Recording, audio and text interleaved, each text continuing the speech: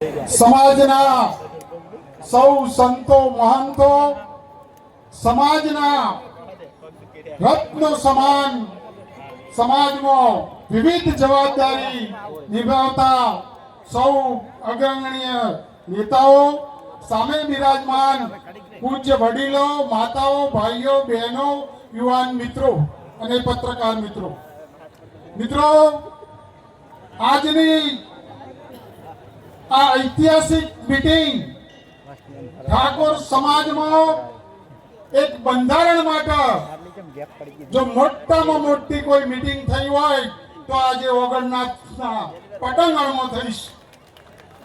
આપણા માટે ગૌરવની વાત છે. મિત્રો, બંધારણ સક્ષમ ત્યારે બનશે કે સમાજમાં જે જરૂરિયાત શિક્ષણની જરૂરિયાત હોય, રોજગારની જરૂરિયાત હોય, આ બધા મુદ્દા ઉપર આ સમાજે ધ્યાન આપવું પડશે. કેળવણીનો મુદ્દો શિક્ષણ થી આપણે મહાન બની શકીએ છીએ.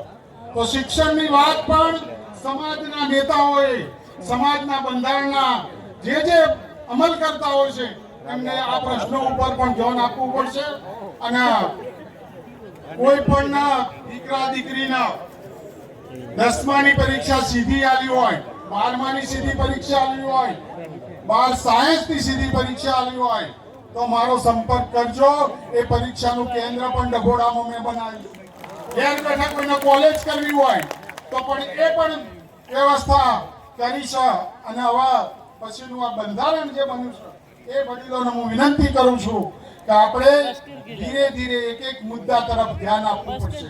અને ત્યારે આ બંધારણ સક્ષમ બનશે. ત્યારે આ સમાજ એ બંધારણને સ્વીકારશે. સમાજ જો સમૃદ્ધ છે, સમાજ શ્રેષ્ઠ છે તો જ આ બંધારણના ફળ આપણને ચાખવા મળશે. આ પ્રસંગે એકી સાથે મોટા ઠાકોર સમાજનો મને દર્શન કરવાનો મોકો મળ્યો છે. મારી જાતને ધન્યપૂર્ણ ગૌરવપૂર્ણ માનું છું. બેન શ્રી અત્યાર સુધી તો એવું કહેતા હતા કે આપણે શિક્ષણનું મોટું ધામ બનાવીએ, પણ ખબર નહીં સદારામ બાપાનું ધામની વાત કરીશ. એ ધામમાં યુનિવર્સિટી બને સદારામ બાપાની, એવું ધામ બનાવીએ. બનાવી છે ને યુનિવર્સિટી?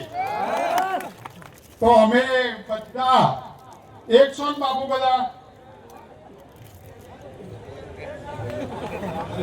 તો આપણા સદારામ ધામની અંદર યુનિવર્સિટી, સદારામ યુનિવર્સિટી ઠાકોર સમાજની.